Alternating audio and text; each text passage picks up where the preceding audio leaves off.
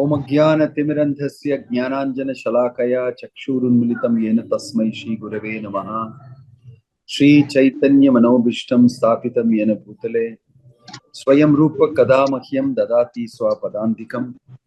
वन्देऽहं श्रीगुरोः श्रीयुतापदकमलं श्रीगुरुं वैष्णवांश्च श्रीरूपं साग्रजातं सहगण रघुनाथन्वितं तं सजीवं साद्वैतं सावधूतं परिजन सहितं कृष्ण चैतन्य देवं श्री राधा कृष्ण पादान् सहगण ललिता श्री विशाखान्वितांश्च नमो ओम विष्णु पादाय कृष्ण पृष्ठाय भूतले श्रीमते भक्ति वेदांत स्वामिन् इति नामिने नमस्ते सारस्वते देवे गौरवाणी प्रचारिणे निर्विशेष शून्यवादी पाश्चात्य देशतारिणे जय श्री कृष्ण चैतन्य प्रभो नित्यानंद श्री अद्वैत गदाधर शिवासादि गौर भक्त वृंदा। हरे कृष्ण कृष्ण कृष्ण हरे हरे, हरे Ram Ram Ram Hare Hare. Today's session is from the Lotus Feet of Padmanabha Swami. And we hope that things go nicely here with the internet. It's one of my regular challenges. I got little bad internet and Zoom karma. Some challenges always come up. So I hope that nothing special happens now and everything goes fine. Right? Okay. Can you see me now better? Yes, Maharaj. All right. Are you able to hear me? Yes, Maharaj. Okay. Well, Sandhya is also in Trivandrum, but I haven't seen her yet. I hope to see her tomorrow. Yes, Maharaj. Yes, coming tomorrow. Yeah. Okay. Om Ajnana Timirandasya Jnananjana Shalakaya Chakshurunmilitam Yena Tasmai Shri Gurave Namaha. We are continuing our reading from the Light of the Bhagavata, text 28. The fully beautiful scenery after the rainy season was attractive to the eyes of everyone, including Sri Krishna, the cause of all causes. We should always appreciate the creative energy of the Supreme Lord. Beautiful nature, even though material and therefore temporary, is always full of the glories of the Creator. There is a class of philosophers who condemn the material creation as false. They say that Brahman is truth, but the creation is false. This is not good. That temporary creation is also a relative truth. It is in fact the temporary picture of the eternal creation. The forgetful soul has no information of the spiritual creation known as the Sanatana Dhamma, but the temporary creation gives an idea of this original creation. The devotees of the Lord therefore make the best use of the bad bargain by utilizing the temporary creation in the service of the Lord. Everything emanates as different energies from the Lord, and thus everything should be engaged for his service only. As soon as even temporary things are engaged in his service, they take on permanent values. The process of such engagement in the service of the Lord is what the sages call chikitsitam, or well treated. If they have some kind of trouble in the stomach from drinking milk, the physician prescribes the same milk in the form of yogurt, which is nothing but treated milk. Similarly, the temporary creation of the material world is undoubtedly full of miseries, but when accepted in terms of its relationship with the Supreme Lord, the whole thing becomes as well treated as the yogurt. Everything accepted in full God consciousness has its spiritual value, and with the grace of the Almighty, its material effects are diminished in terms of the increasing degree of spiritual consciousness. That is the process for cultivating the human spirit. Om Tat Sat. Hare Krishna. You see, Prabhupada uses the word cultivating the human spirit very often here in the Light of the Bhagavata. And here there is mention about what we think of in terms of the world around us. What is our world view? We call it nature. We call it now other things like, climate change caused by nature. And today, if you look at it, the way we treat the world around, the surroundings, the hills, the valley, the sky, the rivers, the trees, the forests, the marine creatures, the land beasts, and whatever it is, everything else apart from human beings that are naturally existing around us, how we treat it, that is one of the most important things to look into. We all know that nature, which we call, is given not so much of an importance as somebody whom you should relate with. Importance is more given in terms of how we can benefit from nature. What can I get from nature? That seems to be the type of education we have had. And therefore, we love nature when we read poetry and a philosopher's note and, oh, how beautiful, I'm standing on top of the hill, such a beautiful sight. Let's take a camera, let's shoot a selfie. So nice, breathing fresh air. God is great. And that's it. And we go back and we have business to do with forest felling and wood and exporting, fish and lobsters, and that nice nature which you said you like very much, that nice nature which you appreciated, is the one that you're destroying by your own act, and you don't know about it. In other words, it means that you don't see some personalism in nature around you. You see it without connection with God, with connection with divinity.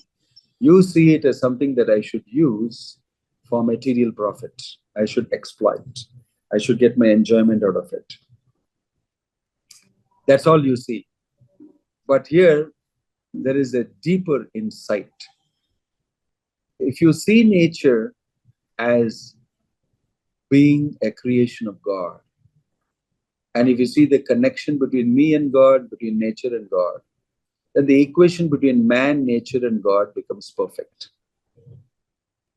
Without factoring God inside, just man and nature alone is useless. You know the famous poet Byron, who was later called Lord Byron.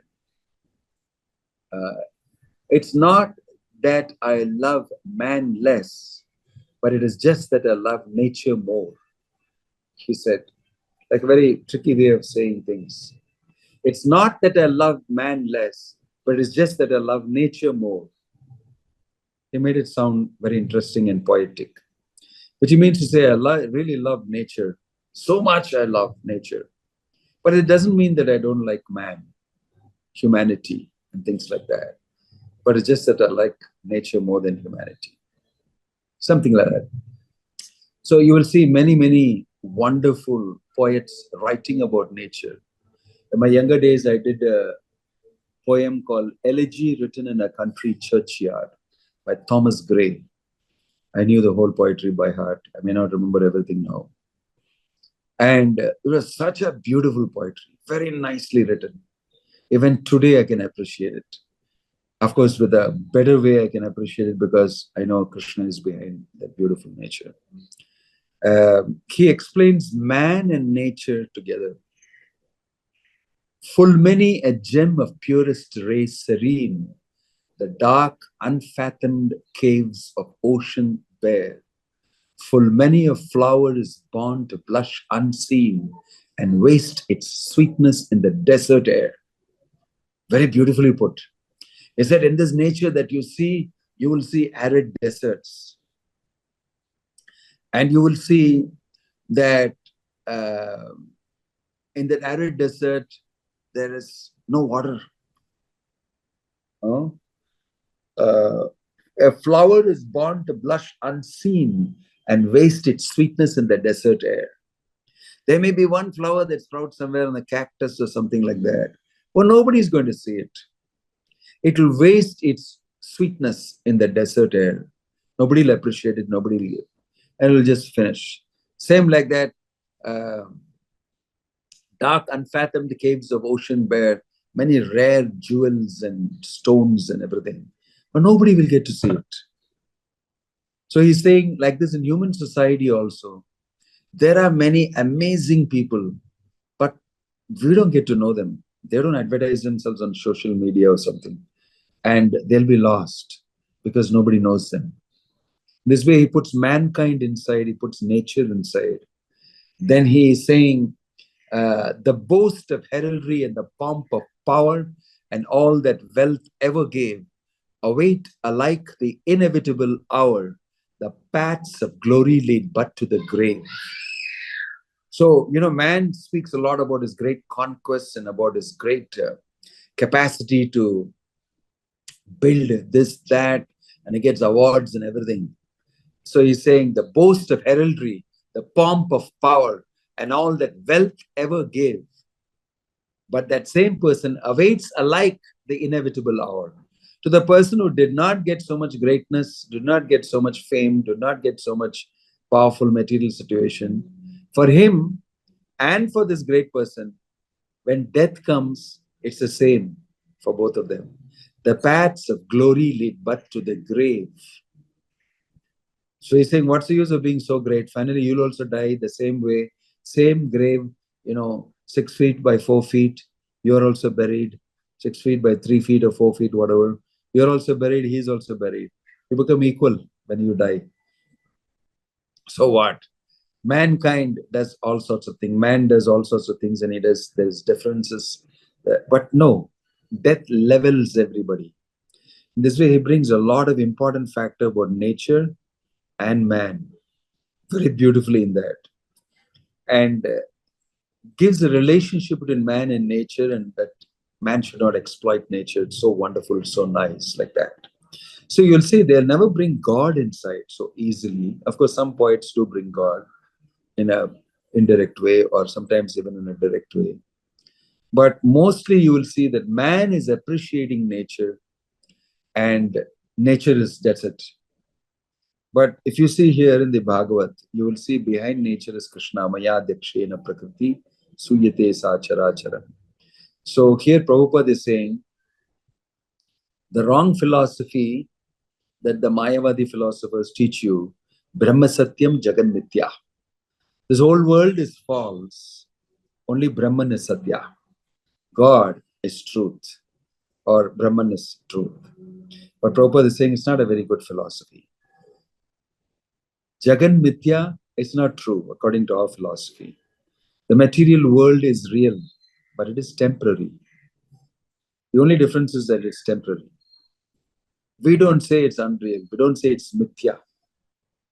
It is temporary. And we go forward and say that it is Krishna's creation. You see, Krishna is saying that very clearly in Bhagavad Gita also, in many places, that I am the origin, I am the creator.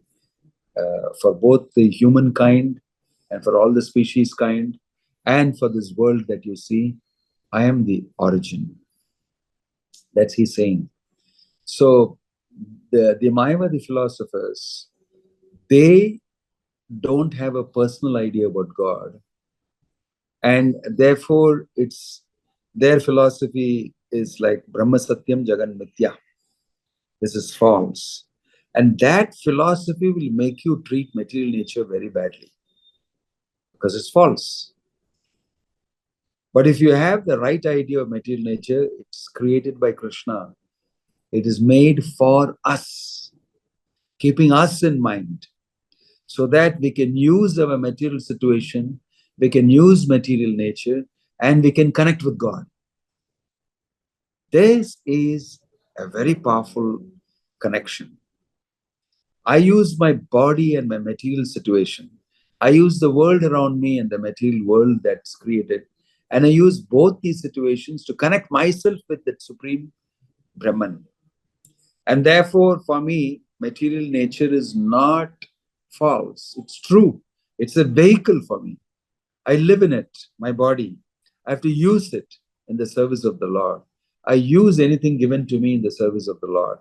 In this way, I find great meaning when material nature is connected with the Supreme Brahman. And I know that I'm dealing with it. And I deal it with great sensitivity. Why? Because it's a creation of God for me, to facilitate my connection with God.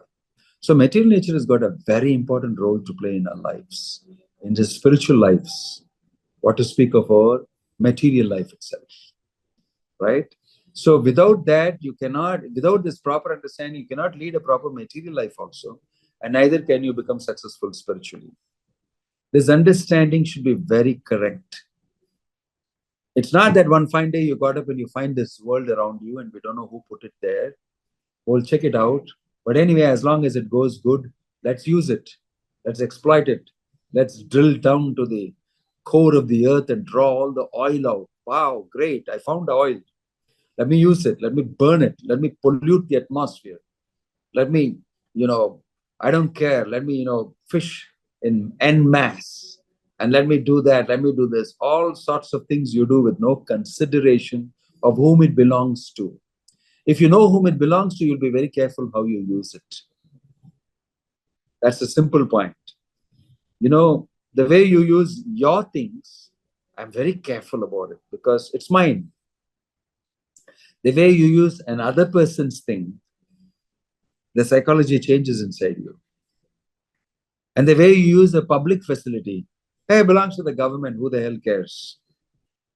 See, this attitude is there. You'll see the way things are being done. I was just driving down in Kerala and they said, wow, it's pretty neat. I was in the backwaters in somewhere near Kollam. It's a very big, huge place. And we were looking at some lands and all that. And I said, the water is pretty clean here. Then somebody told me, Maharaj, there is a whole health inspector involved. There is a whole government facility involved. And they work a lot. And if you are seen polluting the water body or dumping garbage outside, if you're caught in the camera or anything, you have to pay 25,000 rupees fine, minimum. You know that? Do you know? I said, I didn't know. You're so good. He said, yes. And I said, why did they take so much care? And another devotee told me that, Maharaj, the main economy, Kerala runs on a tourist economy. It's like tourism is the #1 economy generating thing for Kerala. And if they don't keep it clean, they won't attract people from outside. They won't come here. It's a health hazard. And therefore, they keep it clean. And they have chosen to, make sure that nobody pollutes. And every house I saw has got a water softener for the water. You have to treat your, effluent before you leave it outside. It's all compulsory, mandated, pretty disciplined, very nice. Compared to other places I've seen, especially Tamil Nadu and North India is crazy. Very dirty. Everybody puts pan everywhere in every new corner. They go for Graha Parveshan, they'll spit in the corner, pan. So low civic sense. So if you are like this because you're not taught that everything around you belongs to Krishna, you won't spit pan inside a place if you're a cultured person who knows everything belongs to Krishna. So when you don't have this information, it's dangerous for human society. It's dangerous for the way you deal with material nature, right? So these are very important things. It's not only about culture. It's about a connection with Krishna. It's about spirituality. It's about being a better human being. So if you want to be a good human being, you cannot be without factoring God inside the relationships with nature and how you deal with it. You become sensitive. You become sensitive, right? It belongs to Krishna. I must keep it carefully. So anything that belongs to Krishna, you must keep it carefully. Sanatana Goswami, he got a skin disease. He had sores all over his body. And he was in Jagannath Puri. So it was so bad and it was now pus coming out of it. And he thought that I am a very, very low-class person. I've been afflicted by this disease because of bad karma.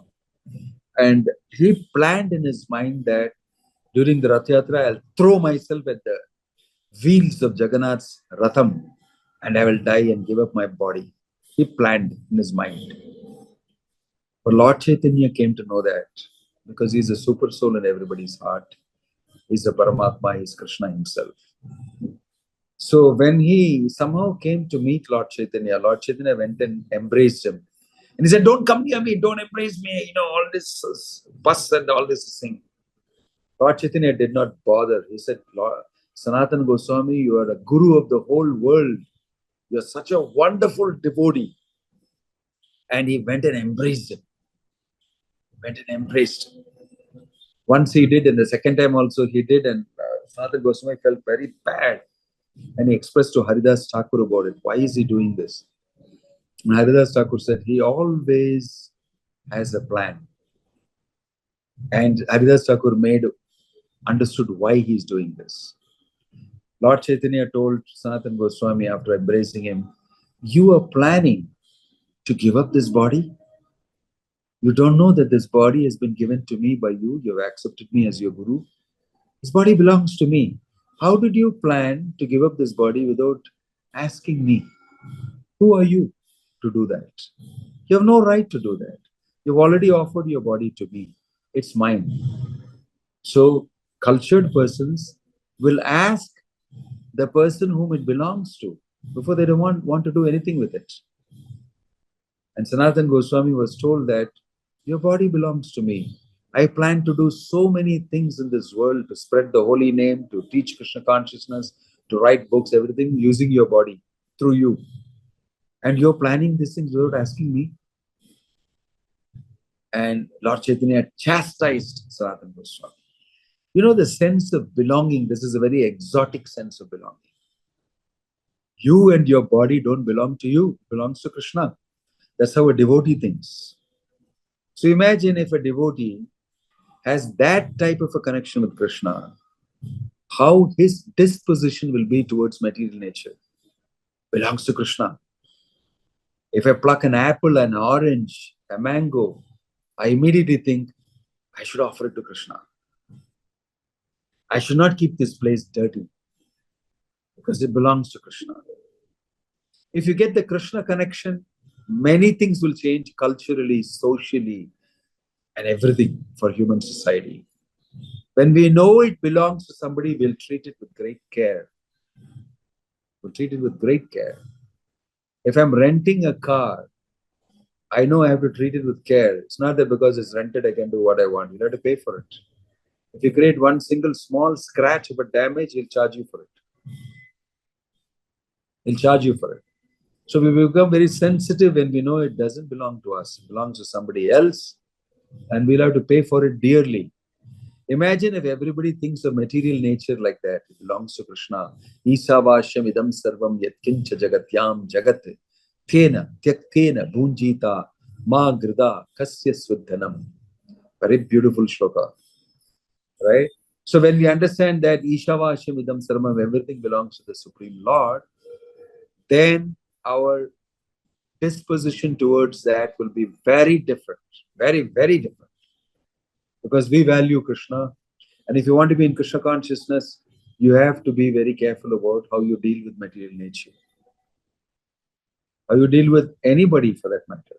Even a small insect, an ant, right? They have a purpose there. They've been put there by Krishna. Who are you?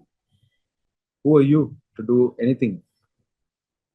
That's the first question we must answer. So Krishna consciousness makes us very sensitive to material nature and to Krishna's creation.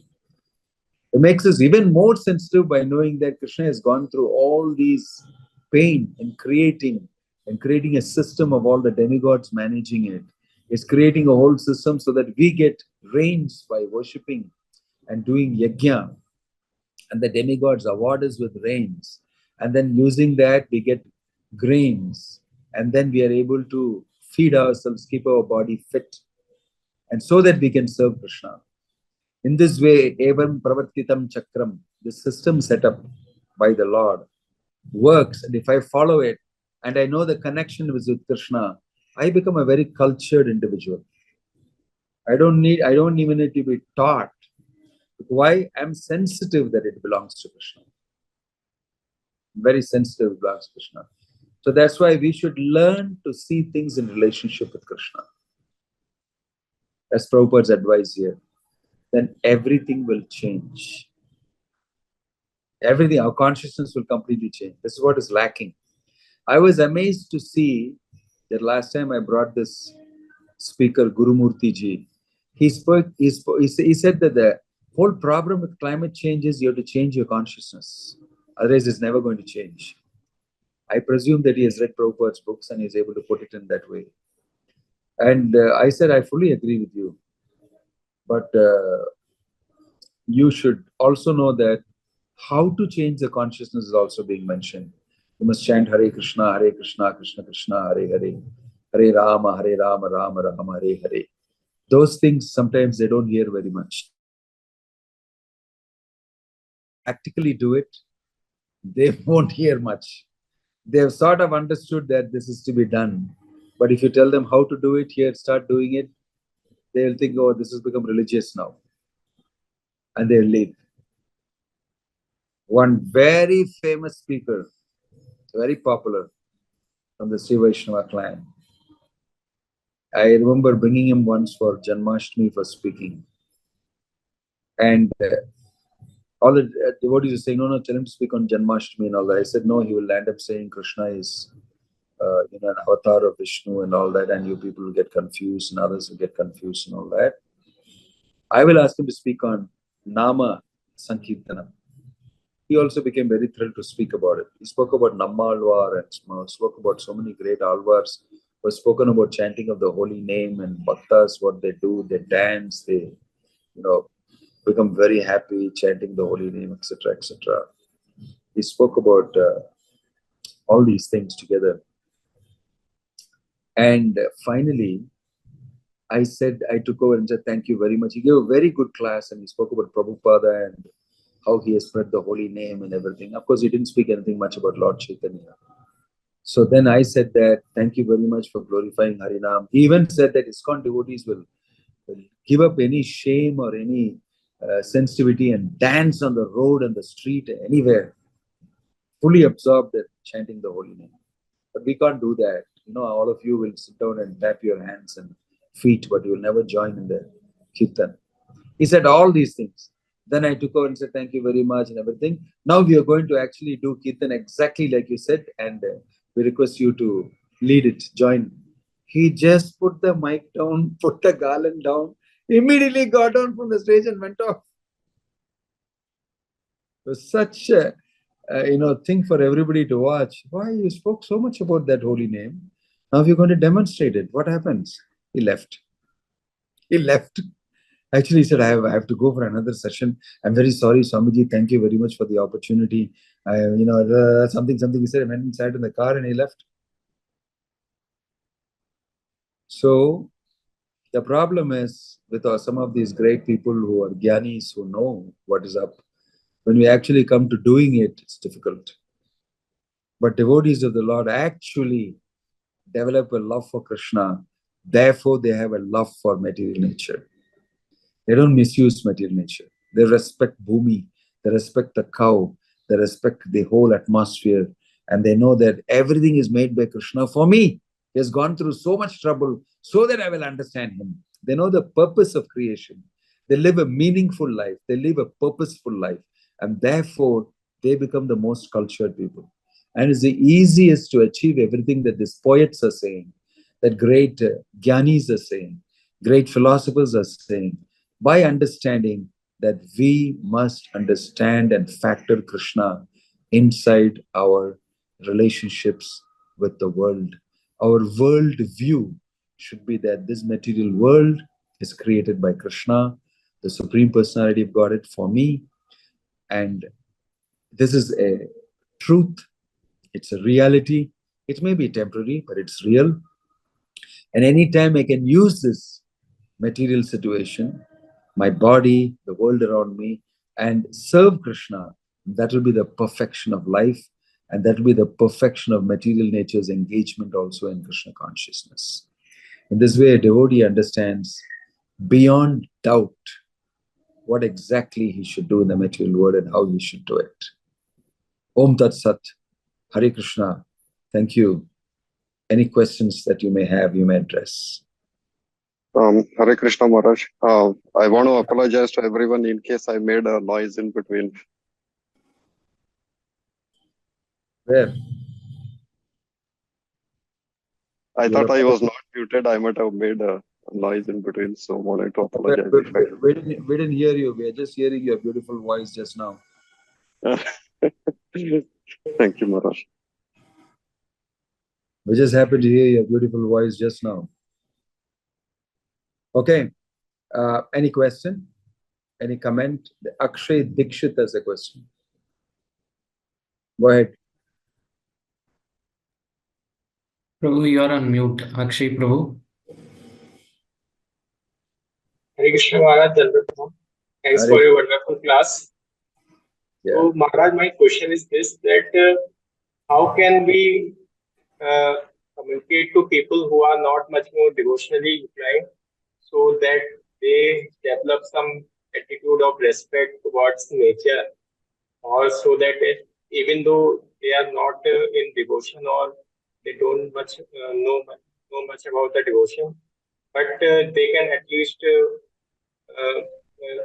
value the nature and things surrounding them, so that the damage they are doing can be mitigated or controlled. So, what can we practically tell them so that Well, even if they're not religious, they're not very spiritual. Nowadays, science has proven from history, statistics, information, research, everything, that you are wrong in dealing with material nature like this.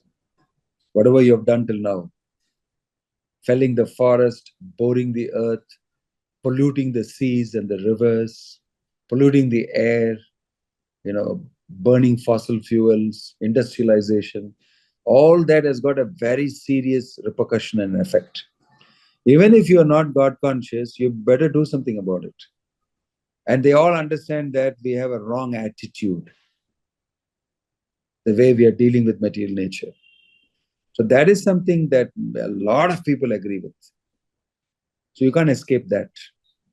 Moral, ethical grounds that you're leaving such type of a world for the future generations. And the future generations are fighting back and say, why did you do this? Why are you giving us this type of a world? So there are enough moral, ethical questions that can address this issue, and you can't escape it. It's become so difficult to escape this that you have screwed up the whole climate. You've screwed up so many things because of your so-called lousy understanding of how to deal with material nature and your lousy atheistic understanding and all that. It's not worked out good at all. Right? But in history, we have situations like Parikshit Maharaj, Yudhishthira Maharaj, and the Pandavas, where they worked factoring God inside. And things were very comfortable, prosperous, and wonderful. That history is also there. So using all these things, any reasonable man who has got some gray matter between his ears definitely cannot escape the argument that we should stop doing this. Then they'll be in a better position to listen to God and His instructions. Gradually, they'll at least come to some platform of cultured, humane, like Prabhupada says, the human spirit. Become at least human being properly. And you'll be in a better position to listen to what a human being is. From there, you can climb to the next stage, Then you can understand pure devotion to the Lord. Right? So we are not expecting that you will take the kangaroo jump now immediately from where you are to believing in God and Krishna. You may not. But then I am going to keep saying that that's what it is. But I can also help you to take a step further on using moral, ethical platforms. I'm not expecting that you should immediately become a pure devotee of the Lord or something. No. But on moral, ethical grounds in the world outside, it's very clearly showing that you have to change. From there, you can take him further. The more sattvic they become, the more they understand what is being told. People are ruled by rajas and tamas. They don't understand what is happening. They don't understand what to do. Like, all the great alarm that they've raised, so many big conferences, meetings, all the world's people have had together. But in the last United Nations, this thing, I heard the General Secretary, United General speaking and saying, people lack the political will to make the change. The great nations lack the political will to make the change. And if you don't make the change, you're doomed. You're finished. So it's alarming. So they're actually appealing to organizations that are spiritual to do something and, show people that it is possible. And they're saying spiritual organizations like ISKCON and others have a following, and they're people who listen to you. These guys, these nations, they don't listen to what's happening. Dangerous situation, right? So the situation is such that you can't just say this and that and keep quiet. It's become very precarious materially. So many of them have started making changes slowly. You have to make changes in your attitude towards the world around you. If you're not God conscious, doesn't matter. Krishna will bring about other ways of pushing you to acknowledge Him. Better you listen to directly what He said. Otherwise, you'll get a hit and you'll suffer, and then gradually you'll understand. You can't escape the fact that there is God. Yeah. So we'll take them step by step. I hope that helps you. Thank you, Maharaj. Hare Krishna. Okay. Anybody else has got any questions? Hare Krishna, Maharaj. Please accept my humble obeisances, Maharaj. Yes, Vamshi. Maharaj, my question is that as a working professional, or if, for example, if I take the example of farming, for example, farming should be natural, or it should not make sure that you need to extract as much as possible. But if you go for natural farming or scenarios at this point of time, wherein the input cost is high, and you tend to exploit more and more unless until you're not profitable. So how do we understand that in terms of very simple to understand. First of all, agriculture was never meant for mass production and for selling and making money. It was never meant for that. Agriculture was meant for each person to cultivate his own patch of land, keep a cow, and have enough. That's how the original plan is. Who asked you to make agriculture a mass production wherein I invest and make money and all that? It's never meant for that. And because of that, the economy has created a very bad situation for farmers. And all these so-called farmers who are agitating and everything, they're all been taught farming meant for doing business. And you take huge swaths of land, you pollute that with fertilizer, you pollute that, this thing, spoil the soil, you spoil the plant, and then you make human beings consume all these things and they get cancer and other types of diseases. All this is because of mass consumption and the so-called economy and trying to actually make it a business. That is the problem. But agriculture, if you cultivate people, economy is based on the cow and the land. And it's not economy that is to be governed and manipulated and managed from somebody above. You cultivate your own patch of land, nature will give you bounteously plenty. You trade with somebody else. Oh, I made too much of, cucumber with me today. In this harvest, would you like to take this cucumber and give me beetroot instead? That's all that is. That's all the business they do. And you take the thing and I distribute it amongst the people I have. I have food. I have food. You're not at all thinking about the fact that agriculture is meant for food of human beings. It's not meant for making money. Because you put it in the form of making money and make it an economic factor, that is why tons of wheat have to be gone and dumped into the sea without giving it to anybody. even though there are hungry people all over. Why? I can't make the money. I lose money. My economy gets completely disturbed. So the way my economy is designed, I take tons of wheat that can be food for so many people. I dump it in the sea. Isn't this bloody crazy? Because you've lost the whole purpose of what food is meant for, what agriculture is meant for. You just think about it deeply, you say, human beings have become crazy idiots. You've complicated life to such a great extent that you have people who are hungry, but you're dumping wheat into the sea. This was happening when Prabhupada was there. He's talking about it. And today, many things are done like that. So agriculture, food production was never meant for business. Never meant for business. Certain things should never be inside the claws and the tentacles of economics or economy. Education and food. Never make money out of education. Never make money out of food. Just distribute it. You will see your economy will be wonderful. People will be high quality. People will themselves go and generously give to everybody else. Human society will look after itself. I am here in Kerala, and you must have heard about it, it was in the papers. There's a very nice businessman, a Christian. We had some innerwear textile manufacturing, became very, very rich, very good businessman. I think it's called Kitex, K-I-T-E-X. I think you must have heard it in the news. I just heard it when I was driving down from... It's Kitex. Yeah. So his name is some Jacob or somebody. He did the business so well and wanted to give the benefit to the people because he was so good at doing it. So he wanted to make them do the same business and take the benefit.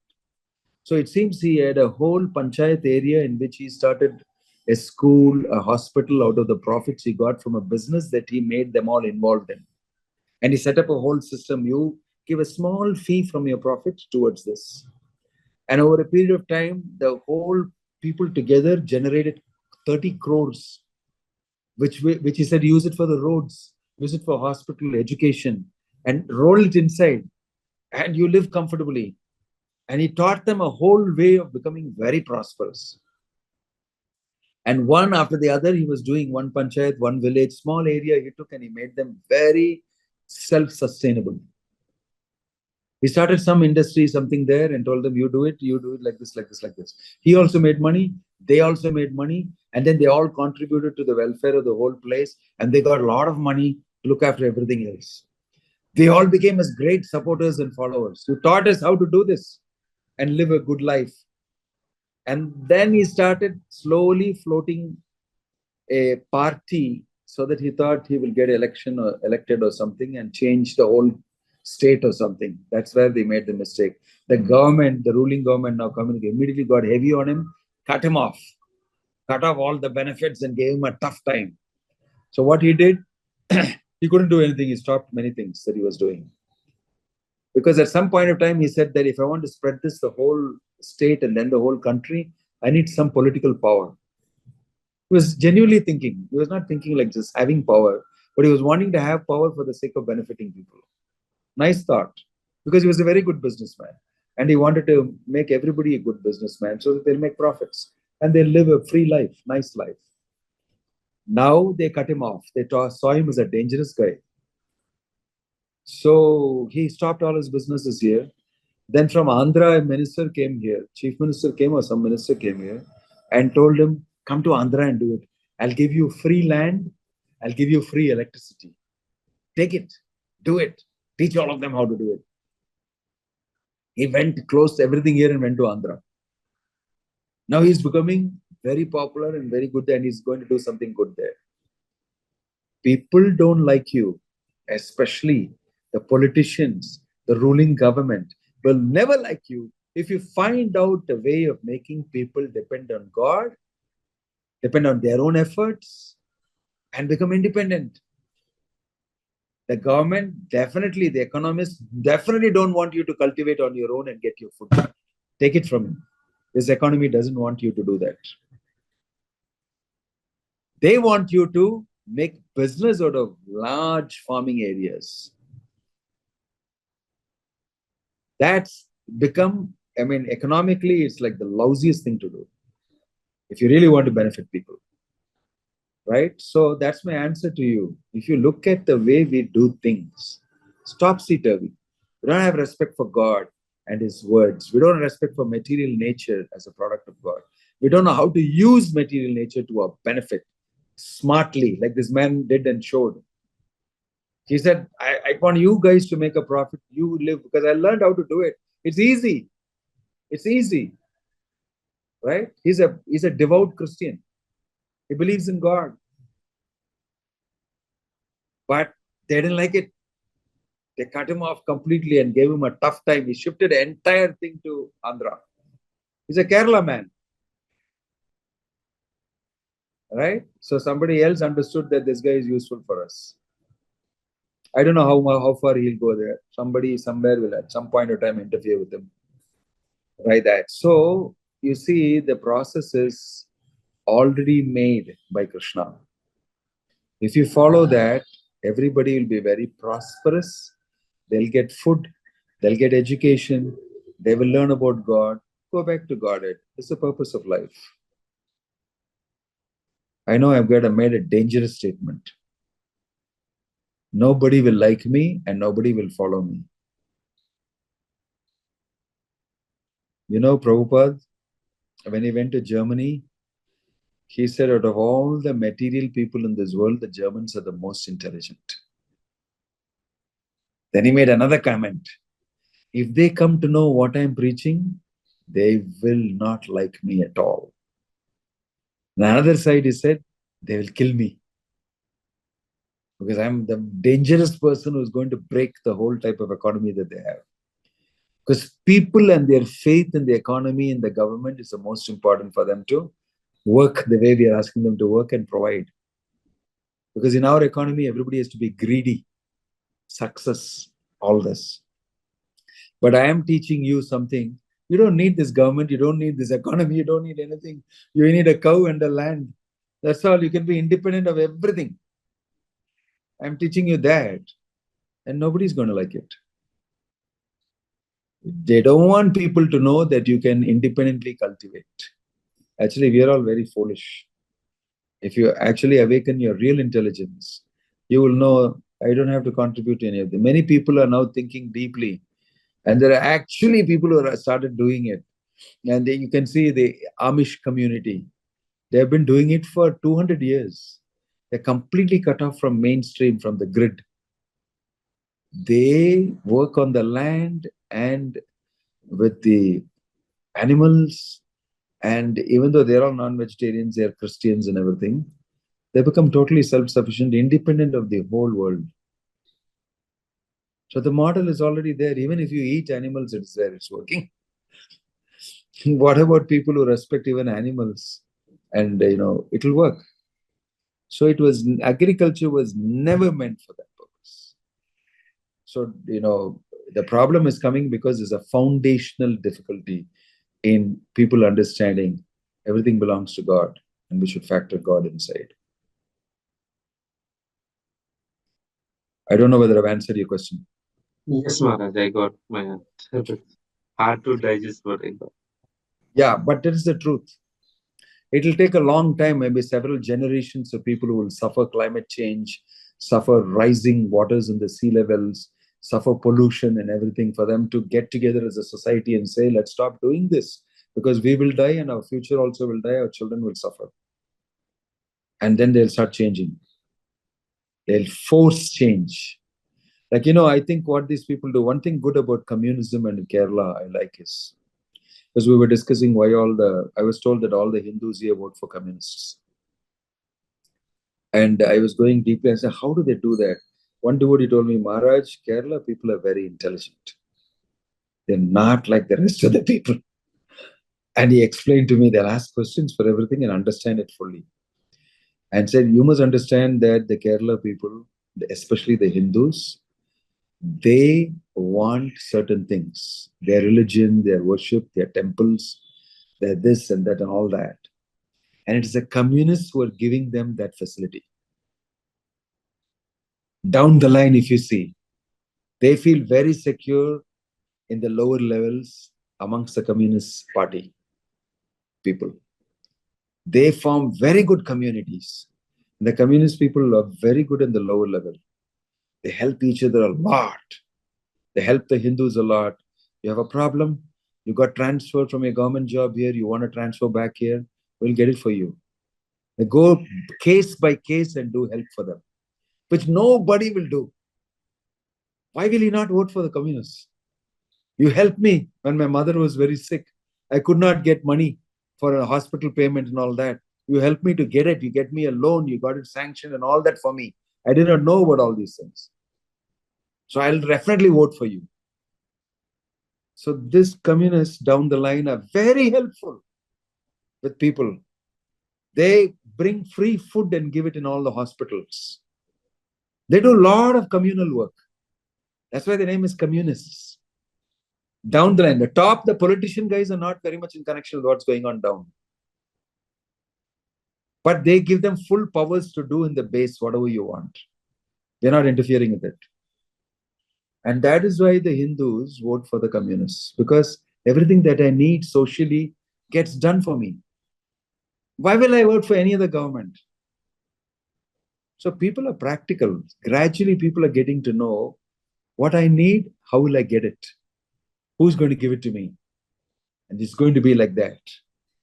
What I need God, I need Krishna consciousness. May take a longer time to understand. But it's going to come very soon. I just saw a video of a girl. Somebody sent it to me, say, Maharaj, see this, how things are changing. She's saying, my name is something, Manna something, and I am religious. Did you hear it? I am religious. I go to the temple. I worship God. Now, is there anything wrong with it? You guys are crazy. What's wrong in me being religious and having faith in God? Just giving a whole video on it. She's a very young girl. And she's telling that, something is wrong with you people, that if somebody is religious, he's mad, he's idiotic, he's that or this. Whoever told you this? She's making a whole argument for 2.5 minutes. And she says, again, I'm telling you, my name is Manna. I'm religious. I believe in God. This is a bold video. And the devotee was telling me, see, things are changing, Maharaj. It's not that people are afraid of being religious now, especially in India. With the ruling government and their Hindutva and the Ram Mandir come up and this thing, people are boldly religious, the Hindus, like they never there before, right? People are changing. It's just that you have to give them a situation where they understand it. So it's just a matter of time people will understand Krishna consciousness, because it makes a lot of sense to thinking people. And it's explained exactly what Krishna spoke in Bhagavad Gita without putting all these unnecessary interpretations, interpolations, and speculations. Definitely, the Atma is attracted to Krishna, who find its level. And Krishna consciousness will become, now that time is very ripe. I can see the way is being paved. More and more people are interested in God and getting to know. Nobody explains God and all these things properly as much as Prabhupada has done. They're going to take it. It's just a matter of time. It's just a matter of time. Because this is the truth. This is the reality. Right? So right now it's difficult to accept, I agree. It's going to take some time. But yourself as a devotee can read Prabhupada's books and understand it is true. Makes a lot of sense. Prabhupada gives logic. Prabhupada gives science. Prabhupada gives Shastra. Prabhupada gives history. Prabhupada gives the future. It is everything possible to convince you on any particular topic. He's done a huge amount of work. You can't, if you're an intelligent person, you can't escape that. It'll catch you, the arguments that he has given. It'll catch your brain, your intelligence. You can't avoid it. If you read it carefully, you will see. That's why it's very attractive. That's why many people are reading Prabhupada's books quietly. The Muslims are reading, the Christians are reading. You will be very surprised how many people are reading quietly without telling. Buddhists are reading. The Chinese are reading. Slowly it's catching up. The truth is powerful. The soul is in search of the truth and the reality. It's just a matter of time. When you get it, you'll settle down for it. Okay? Om Tat Sat. I presume there's no more questions. Any other question? All right. Thank you. Good night. Thank you, Maharaj. Hare Krishna. Thank you, Maharaj. Dreams of Krishna. Thank you, Maharaj.